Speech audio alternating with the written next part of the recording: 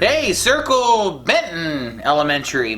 This is Jefferson Knapp, the author, the goofy author who came to your school, brought that 10-foot tall baboon and the snake. The snake that moved. I brought that into your school as well. A couple weeks ago. It was before Thanksgiving, and you obviously had some questions for me after the presentation, so I picked up the questions, and I'm going to go through the questions and answer them and see what we have here. Okay, so we will start with, now I'm really bad with names, but we'll see. Okay, so Miss McCary or Macari's class in 5th grade. Okay. What age do you want to retire at? Well, here's the crazy thing. I don't want to retire. I love doing what I'm doing. I just, it's so much fun. It is so much fun. As long as my body is able to like set up the baboon and the snake pharyngus and give a presentation for an hour.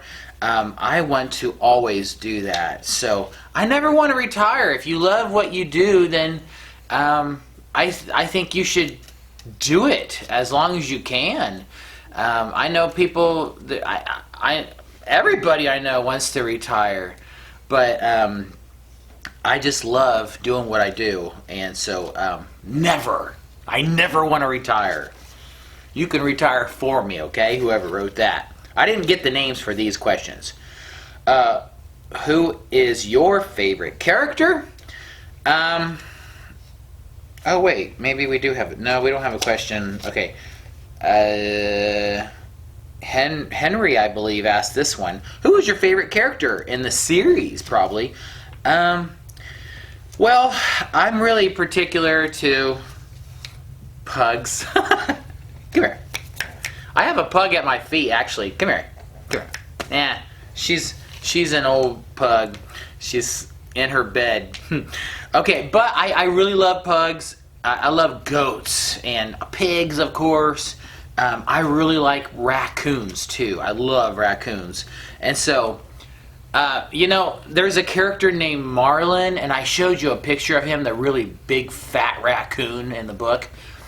He's probably I think he definitely is my favorite character, but he's not he's all throughout the series, but he doesn't have a lot of screen time, or I guess word time. He's not in the books for a very long period of time. He's just a minor character, but I love him. He is so he is like, if I was a raccoon, that's the raccoon I'd want to be, you know.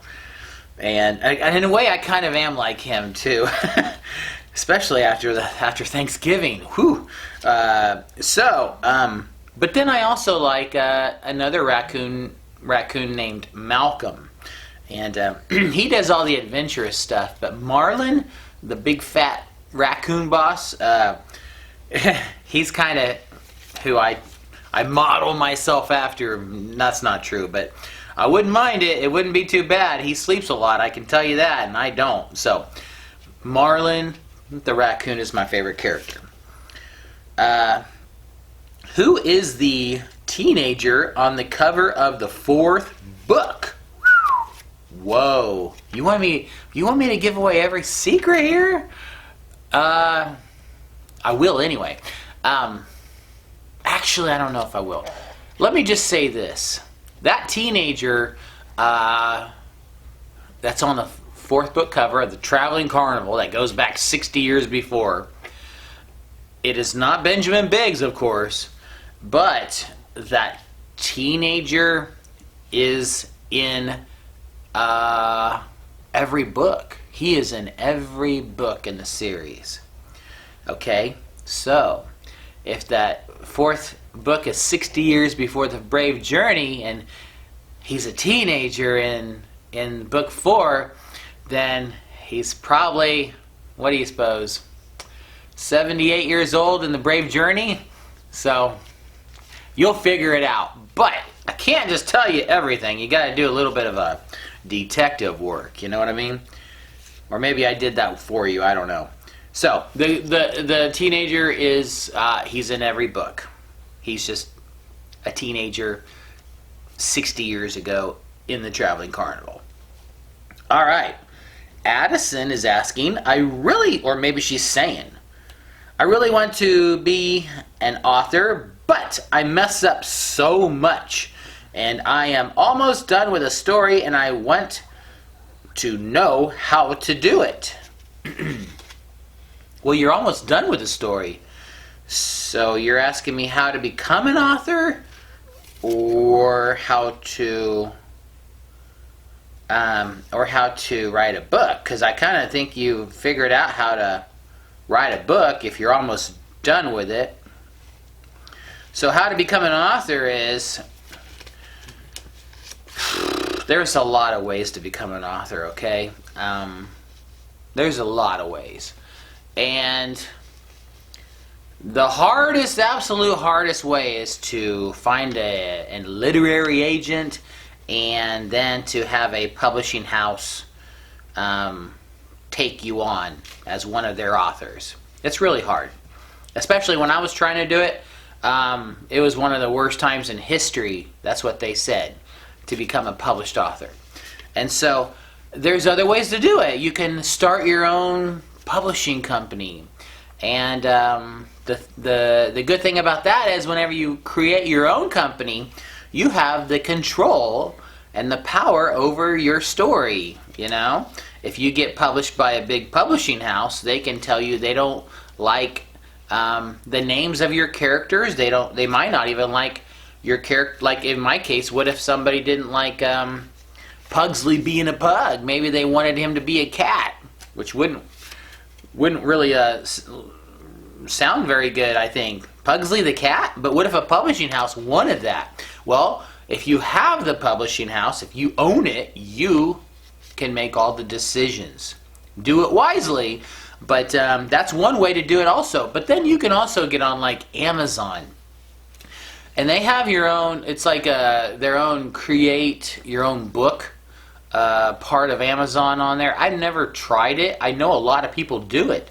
So if you want to make yourself a book, you can do it through Amazon, and they will put it together for you. I know it costs a little bit of money, but trust me, it'll be a lot cheaper doing it that way than if you do it yourself too. But there's a lot of ways. You know, you can try to find an agent, and you always have to look up the agents. You can Google it, or start your own company, or you can even take paper and just make your own book, you know.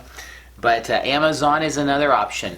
But it sounds like you have figured out how to write a book, because you say I'm almost done with a story. So you have that part obviously figured out.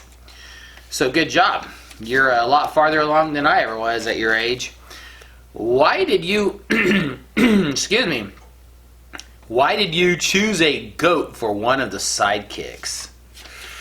Okay, because look, when I was thinking of the characters, I didn't want to make it really easy for this kid on this journey. He's going to go through pastures and a huge, dark, creepy forest, and there's all these creatures trying to stop them. There's buzzards in the skies that are spying on them. There's wild goats. There's a big, gigantic boar. Crows. There's crows. There's all these different kinds of animals that are trying to stop them on their journey. If you hear snoring, it's my pug at my feet. I'll have to grab her here in a minute. Okay, so there's all these dangerous animals trying to stop Benjamin and his friends from reaching Ferengus's barn, hidden in Pursley's woods. So I thought, well, the kid needs some help. Now, yes, he does have fireworks that he uses, okay? But he needs help from some of the animals in the kingdom. And I thought, well, I can't make it easy, because if I give him, like I think I might have mentioned this to you guys, excuse me, But if I gave him like a bobcat or a big mean Doberman Pinscher or something like that, there are animals that he could have used that would have made the journey easier.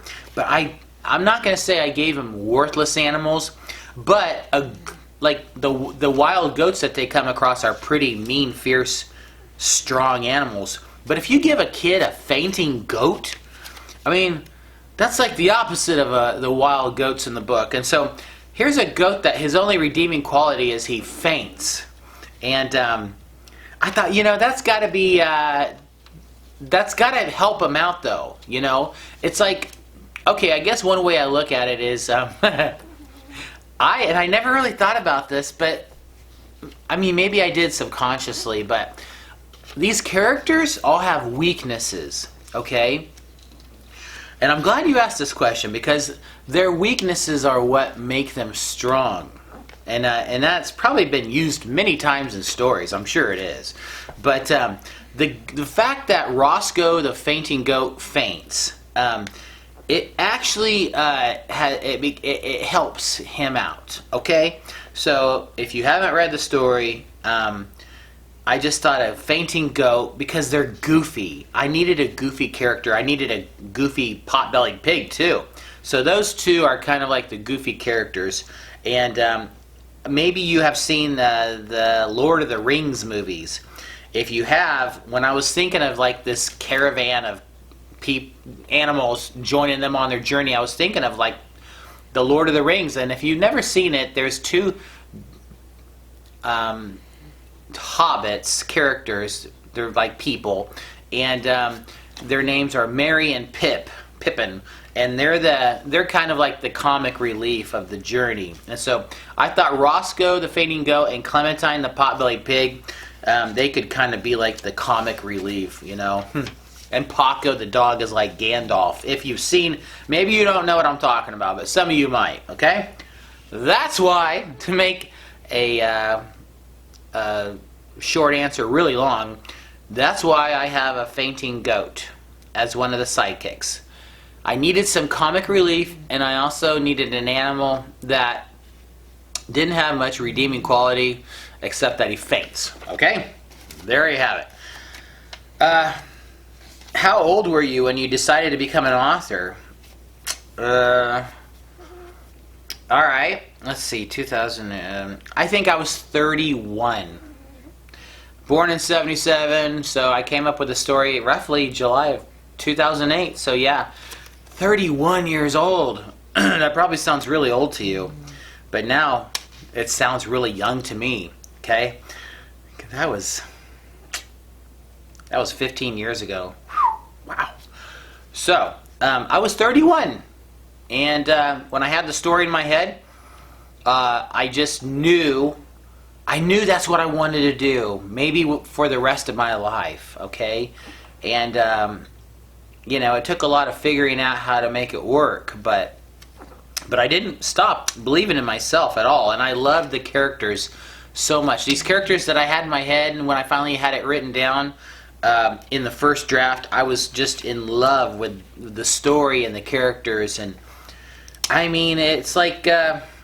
it's an adventure that I would have wanted to take if I was a kid, And so, anyway, 31 years old. So if you don't figure out what you want to do with your life, like in high school, or if you go off to college, if you don't go off to college, in your 20s, in my 20s, I spent a lot of time just chasing other dreams, I tried stand-up comedy down in Texas and... did a lot of different things, but ultimately, in my 30s, I figured out what I wanted to do when I grew up. Still waiting to grow up, though.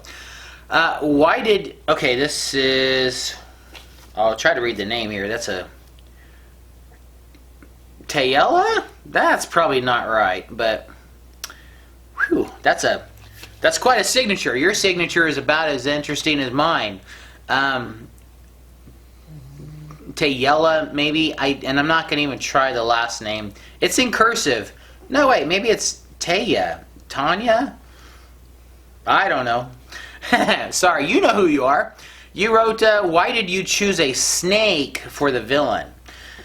Well, I told you that I'm scared of snakes. You know, when I was a kid, not so much anymore, but when I was a kid in movies, snakes were like the bad guys. Like, I would watch these sci-fi fantasy movies and the snake there was never a good snake in a movie, you know? And even one of my favorite books of all time, no, it's not one of them, it's my favorite book. There's actually a snake right at the beginning who just ruins the whole human race. So, snakes to me are just, I know there's probably nice snakes, and snakes have a purpose, but it was easy for me to think of a giant snake that could be the bad guy. So, a 25-foot python? Come on, that's a good villain right there. So, that was an appropriate villain for the Brave Journey, Ferengis, the 25-foot python, and you know, he was just heartless. He was a cold snake. And, you know, like I said, snakes are not the only villains in my books. There are snakes, don't get me wrong, but as you've seen, I brought a 10-foot tall mandrill baboon to your school too, so he might be even worse. Are you going to make a movie? Alex B. You might be in the 4th grade, I don't know, said number 4. Alex B, number 4. Are you going to make a movie? You know, I've been trying to figure out for the last 13 years how this series could become a movie. Nothing would make me more happy than having the Brave Journey turned into a movie. In fact, the whole series would be incredible. You know, Harry Potter, J.K. Rowling, who wrote the books, she did it right because every book was like a year later, you know? Unfortunately, in my 6-book series, the Brave Journey and the last book, The Empty Throne, wow, it happens from, I think it's August of one year, and it ends in the following May. Okay, so we're not even talking a year's time. And now, there is that middle book that goes back 60 years before, so you're kind of safe with that. But let's say you had a kid who was Benjamin Biggs in The Brave Journey, and you had to make 5 movies with this kid, and it takes, let's say, a year and a half apart from each movie. So you're talking 7.5 years. A kid's going to grow up, age, and he's going to look old, but he's supposed to look the same age. So I don't know. It would be awesome if somebody was like a trillionaire and they could just pay for all the movies to be done at one time. That would be awesome. But I've had a couple close moments in my career that I thought the Brave Journey was going to be turned into either a cartoon, which it was close to doing before COVID, and then COVID ruined it. Ah, man. That would have been cool.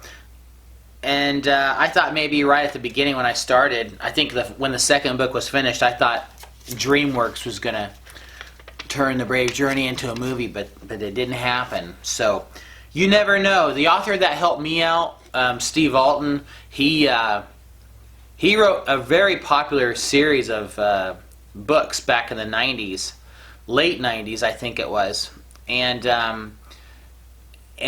you know, 4 years ago, I think it was, his first book finally got turned into a movie. So sometimes it takes 15, 20 years. However, it's been about 13 already, so who knows? I'm still working on it, though. I want a movie. I want it to be close to the book, though. I don't want it to be so different. That's the problem. Okay.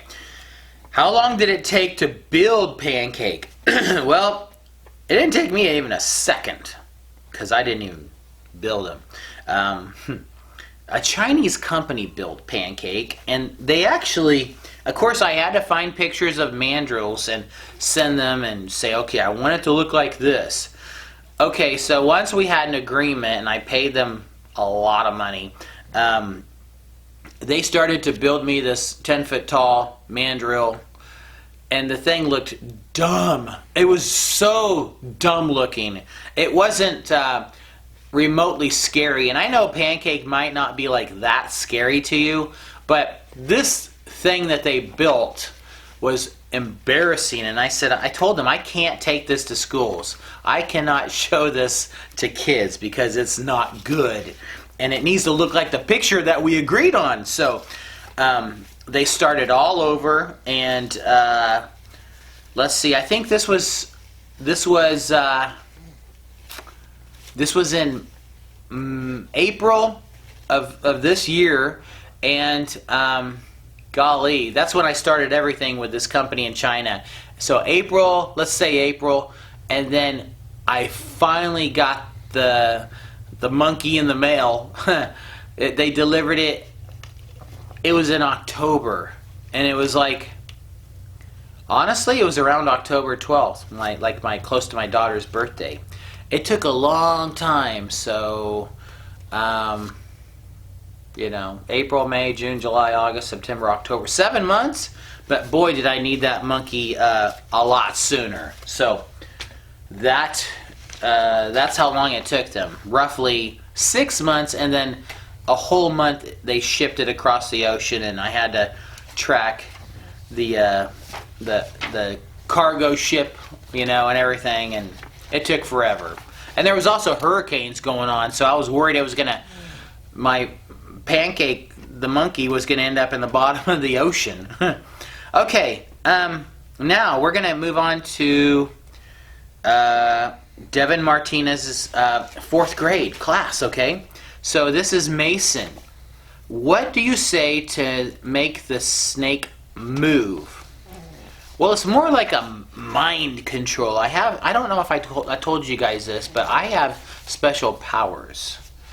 And so I have the superpower of making people annoyed. Okay, I don't say anything. I actually have a little remote control in my pocket.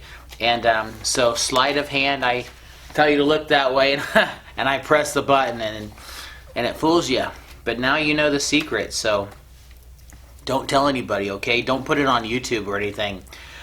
So I have a remote control. Addie, you're cool. Thank you. Do you have any kids? Yes, I have a let's see, 11. I have to remember how old my daughter is because she's growing up so fast, just like you kids. My daughter is 11 years old, and we live here in El Dorado. And then I have a stepson he's going to be 27 here pretty soon. Wow. And he's married. And he teaches high school history. So I have a 27-year-old stepson and an 11-year-old daughter. And thank you for saying I'm cool. And you are cool as well, Addie, for saying I'm cool. You're cool either way, though. So, thank you. Simon asks, who is your favorite? Pancake or Ferengis? Whew. That is a tough one. Ferengis is extremely special to me. He was the one that started it all, okay? But Pancake, and Ferengis is only in the first. He's in book 2 as well, okay? Don't get me wrong, but he's mostly in the first book. And I said Ferengis, right? Ferengis is in the first book mostly. Pancake is, I don't know. They're both pretty cool. They're both so different, and Ferengis is kind of like he's a big bad villain. Don't get me wrong. But I don't know. I think all the big bad villains kind of know their place. Like all of them are kind of vulnerable to other big bad villains because they're not like all like ganging up together to attack. They all have their own plans, schemes. You know what I mean? And so Ferengis is special to me, just like The Brave Journey is special to me, because it was the very first book, the first story. So Ferengis, but I knew about Pancake right from the beginning, or very shortly into the beginning when I started writing. So I couldn't wait to reveal him. So they're all the villains, because there's more than just Pancake and Ferengis. Okay, there's quite a few bigger villains, you know. But they're both very special. But as far as like the way they look when I present it to schools, I'd have to say Pancake is more eye-catching. Maybe not. Maybe Ferengis is to you guys, but I think Pancake is just a giant 10-foot tall baboon. It's a pretty big deal. Big deal. And I'm just amazed that I was able to get it into a school. Okay, how heavy is the 10-foot baboon?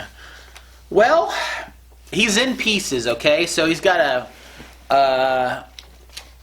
top half, you know, at his midsection, and then his bottom part is probably, I don't know, 50 pounds, and his top half is probably, it could be 35 to 40 pounds, I suppose. And then his arms are not very heavy, but they're probably 5 or 10 pounds altogether. So he might be around 100 pounds altogether, but he might actually be more than that. I don't really think about it because I move him in pieces. But he might be 100 to 150 pounds actually. I don't know.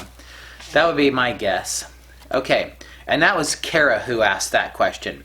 And by the way, the last question, who's your favorite character, Pancake or Ferengis? That was Simon who asked that question. So I forgot to say those names.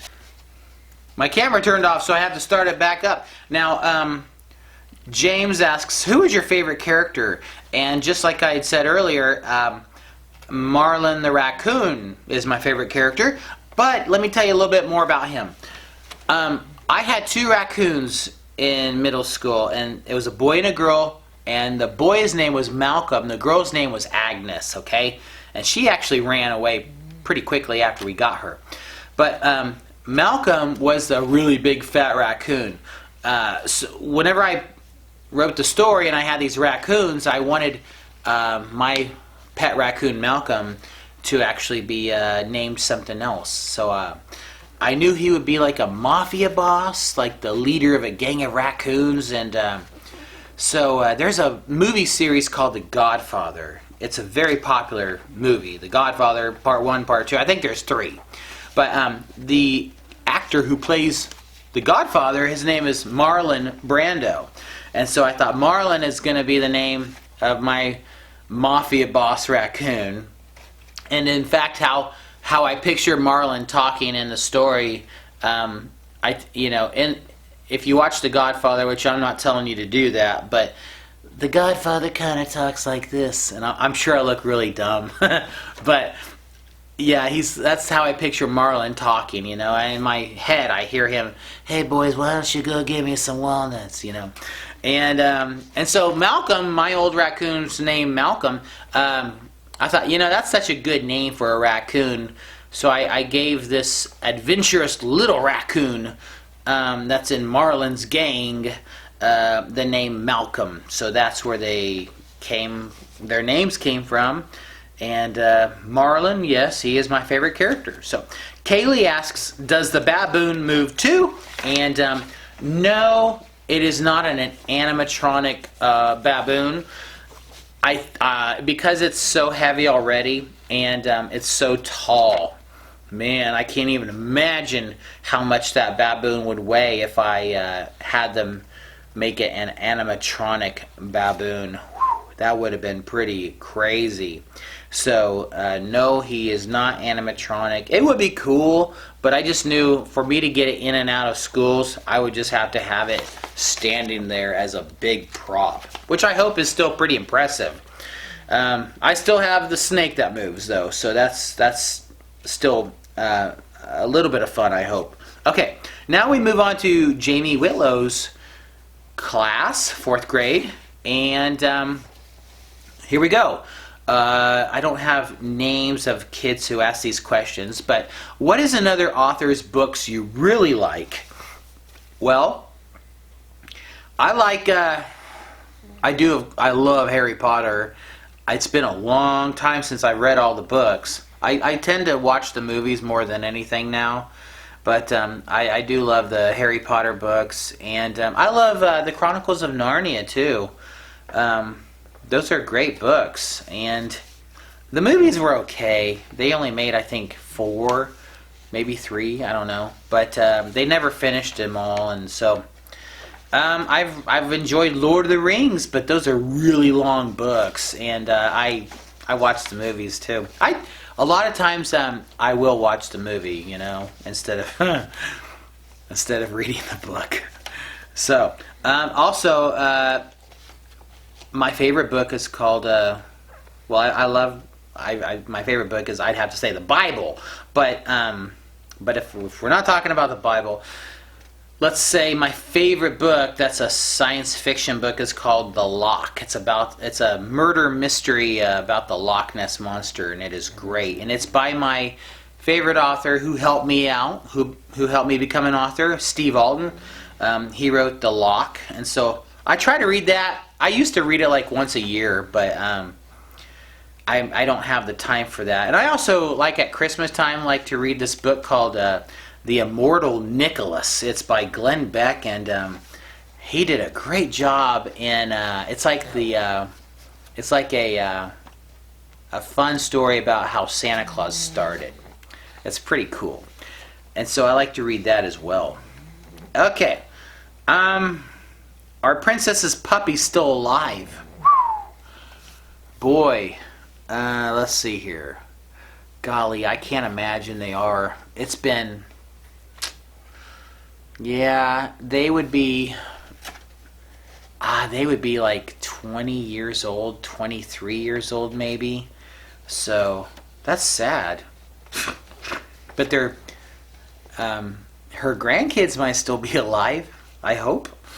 And yeah, it's kind of crazy to think that, but and if they are alive, they're really old dogs. I can tell you that much. I always wanted to see her puppies after they left the home, and my sister had one of their puppies. His name was Mac, and he actually ended up in one of my books.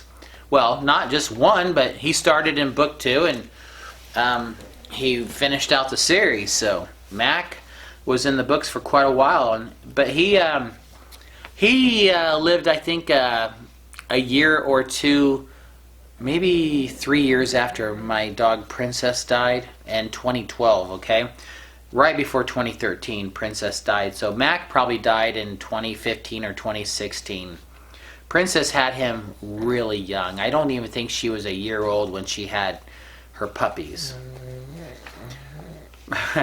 Okay.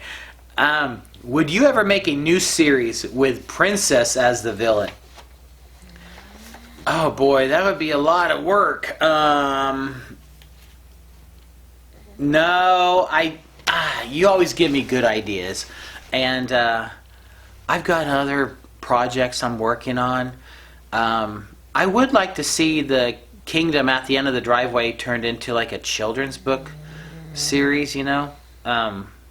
But and of course movies. But no, Princess is kind of like she's kind of perfect how she is in the stories, you know. She's just a spoiled, lazy dog who lives in a tire shop and eats hot dogs and hamburgers that are thrown on the ground. But it's so good. In the final book, it's like everything comes together, and Princess is I like what happens to Princess at the very end of the series. So I hope you all read these books, you know. It's fun to talk about what happens, but I can't spoil everything, you know. So, what made you want to keep writing after your first book? Well, I had more to tell. I had more stories in my head. I knew the Brave Journey. You know, if I would have just had the Brave Journey and not have said it was a series, forget about the kingdom at the end of the driveway. The Brave Journey would have been a good standalone book. But I love series. I love movie series, and I knew there was so much more. I knew that the story was so much deeper. There was so much of a bigger story that I was teasing you with, but I just didn't want to. I didn't want to end it after the Brave Journey. Okay, so how many people liked your first book? Well, my mom and my wife. So I guess what? That makes three? I liked it too. So we had 3 people that liked my book. No, quite a few. Quite a few people have liked it. And it's always good because obviously not everybody's going to read all your books, but they will always read your first book. If they're going to read the series, they're all going to read the first book. And overall, the reaction has been pretty good about that they liked it. So I don't know how many people liked the first book, but I would hope quite a few. And how many copies did you sell of the first book? It's probably been well over 10,000 copies, of maybe 15,000 copies have been sold of the first book. Now probably, I would say 20,000 to 25,000 copies have been sold, maybe. I don't know, of the series. I'm not sure. Okay, this dog is snoring. I don't know if you can hear it. Okay, so here's my dog, Boo. And so she's, I think she's 9 years old. She probably has quite a few years left, but she just, this is her. Know what I mean? Okay. She snores, but she is a pug, so there you have it. What is your favorite genre to read? Well, I really do like fantasy. If that's what, I guess that's what Harry Potter would be, and obviously this. And so, I like fantasy books the best. But I also enjoy. At one time, I would read like biographies. Even like when I was in high school, I would read athletes' biographies and stuff like that. But sometimes the less you know about people that you really admire, the better you are. And that goes for athletes and actors and everybody else. You know what I mean? So, how did you make the snake move? And how long does it take to get it moving? Okay. How do I make the snake move? I don't have any mind powers. I just press a button on a remote control I have in my pocket, and it's pretty much instantly he starts moving. I actually had to have his controls remade. They made a new set of controls for me because he stopped working after 10 years. So that's why I got Pancake the Baboon also. I just added him to the order of having my snake control box. Had them make me a new one, okay? So I think they said he would do that for like a minute and a half each time I press the button. So a lot of times it's like, okay, you can stop moving now, but I can't turn him off when he starts up. How many books have you sold all together? Okay, so I think I said maybe about 20 to 25,000 of my series books, and I'm also a publisher. I have a Kraken Books Limited, and I publish other people, and children's books are all that I've published other than my own books, but I've published some pretty famous people in the sports world, and not only the sports world, but Drawings by Trent. my nephew Trent is a very popular guy. He's on TikTok and all social media, Instagram, and he has autism. I believe he's 25 or 26 now. I could be totally wrong. He could be 24. I lose track. But he can draw animals like here. I'll show you. This is a let's see, probably a hippopotamus and a skunk or a squirrel. He can draw mixed up animals in less than like 10 seconds, and maybe sometimes it's like 5 seconds. And he can even do them upside down drawing, and they look just like they're supposed to. He's pretty incredible. And so I published his children's book based around his art. I actually wrote it, and some other sports books of like Hall of Fame college football coaches. Anyway, what I'm trying to say is my company probably has sold another 15 to 20,000 books that way by publishing other books. Okay, so what is that, like between 35 and 45,000 books, maybe, possibly. I know that's a lot of books right there, and believe me, it's a lot of space too, but it's not all together at one time. Okay, all right, now we're moving on to Marley Wooderson's 5th grade class. Are your books at Barnes and Noble? Excuse me. Well, starting off, when I started, let's see, I think I had The Brave Journey and The Rightful Heir, and that's when they got into Barnes and Noble. I'm pretty sure. And if not, it was right when The Brave Journey came out. It took about 6 months for Barnes and Noble to approve The Brave Journey, and they had it in their stores. And then I had The Rightful Heir and The Ending Feud come out, and it ended up in their store as well. And so let's see here. And here's a really crazy secret. It actually costs money to be in Barnes and Noble, especially if you're like a small publisher. I had to use a distribution company, which this is probably like all over your head, but the distribution company made all the money. Okay, it actually cost me money to be in Barnes and Noble. So I was like, what's the point in having my books in Barnes and Noble if it's going to cost me money? That's kind of ridiculous. So I pulled them out of Barnes and Noble, and we just sell them through our company website. So I think people have them on Amazon too, and I put them on Amazon, but Amazon also takes a whole bunch of money from you too. But yes, I was in Barnes and Noble at one time. And it wasn't all that it was cracked up to be. That probably sounds crazy. But okay, how did you come up with your titles? Well, The Brave Journey, my editor really helped me with that one. I had all these crazy names for it, like The Mysterious Caller, and I came up with The Kingdom at the End of the Driveway, but that was such a long title. We decided that would be a good name for a series, okay?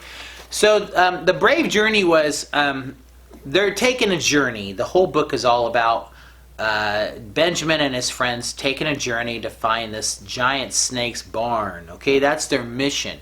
They're on a journey.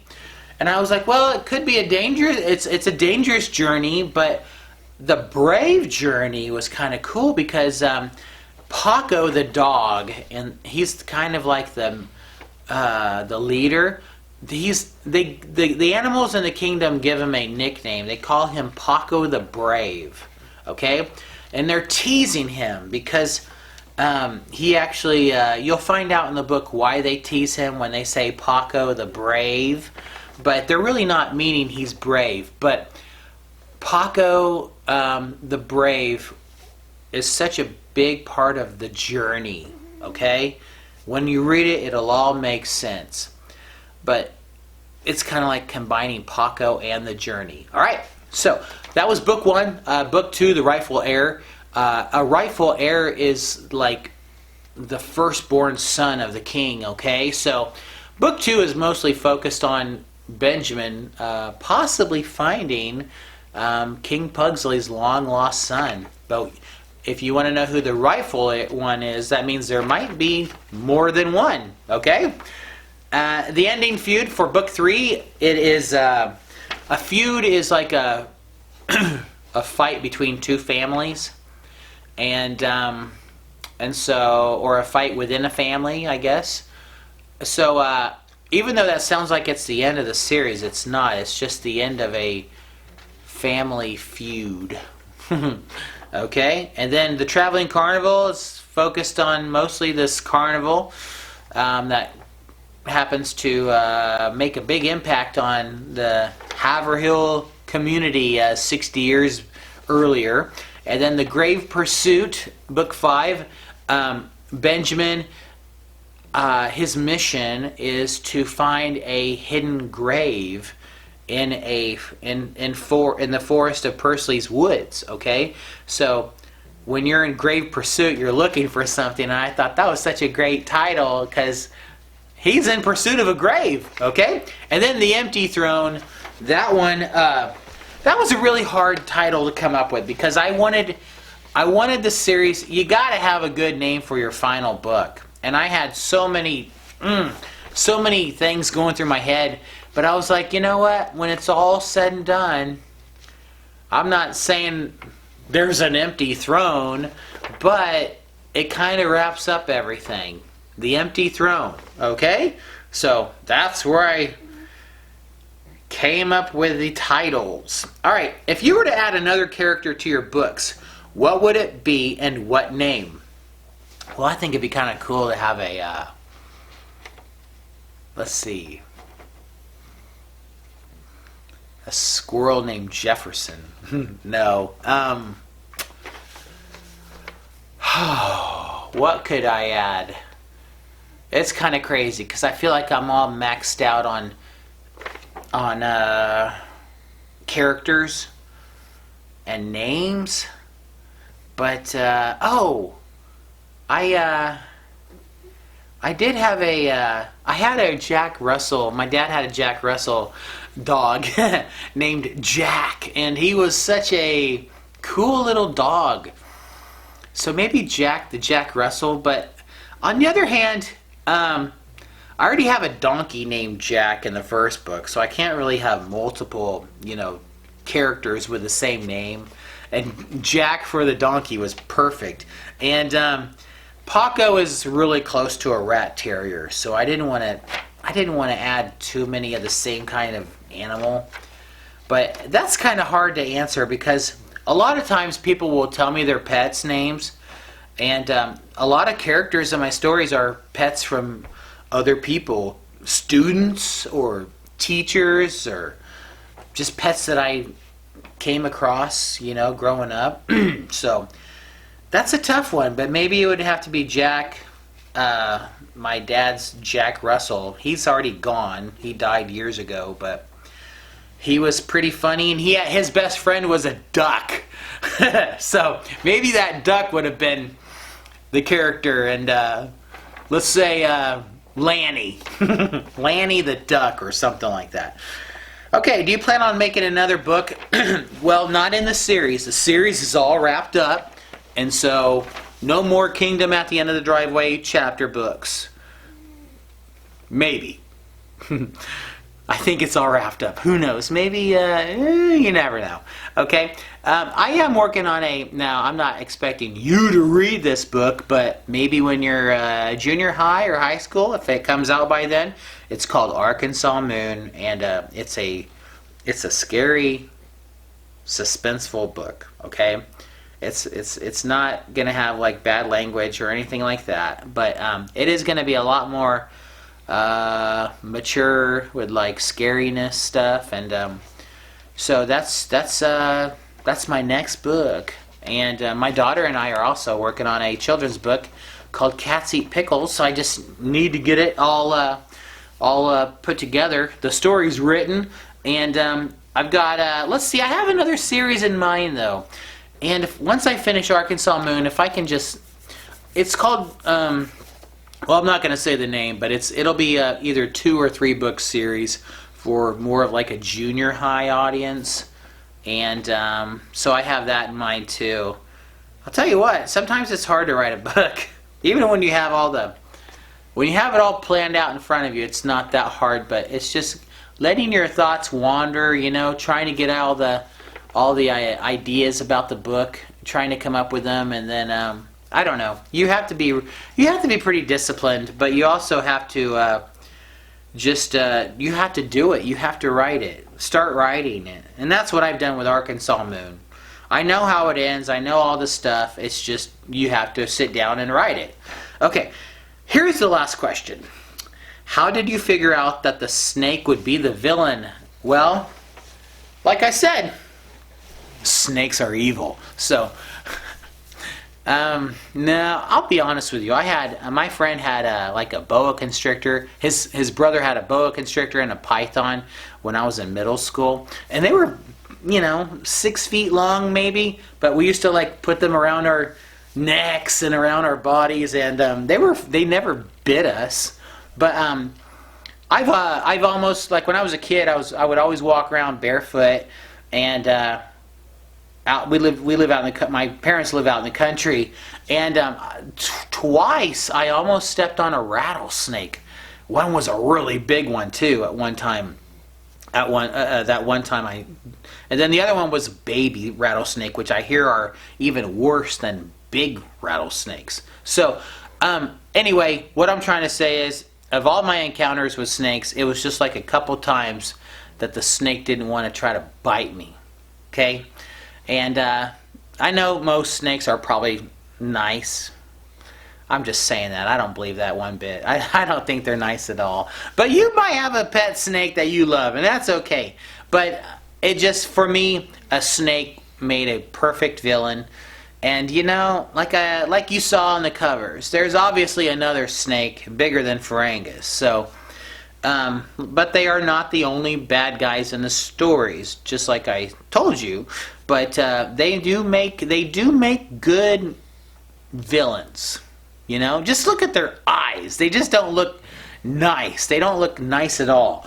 And so, it was easy to say a snake is a villain. So, anyway, Circle Benton Elementary. I might take a nap now, and obviously with my dog. And I appreciate all the questions. This was a lot of fun. I always love doing these videos. I hope I can do more for more schools. But you guys were not only great listeners at your school, but you have great questions. And I hope in the future you'll either read my books, check them out at the library, or maybe you'll read some of my upcoming books when you get older. So I hope either way, I hope to see you in the pages. So I appreciate you, and I hope you have a great Christmas break, and I'll see you down the road, okay? Take care.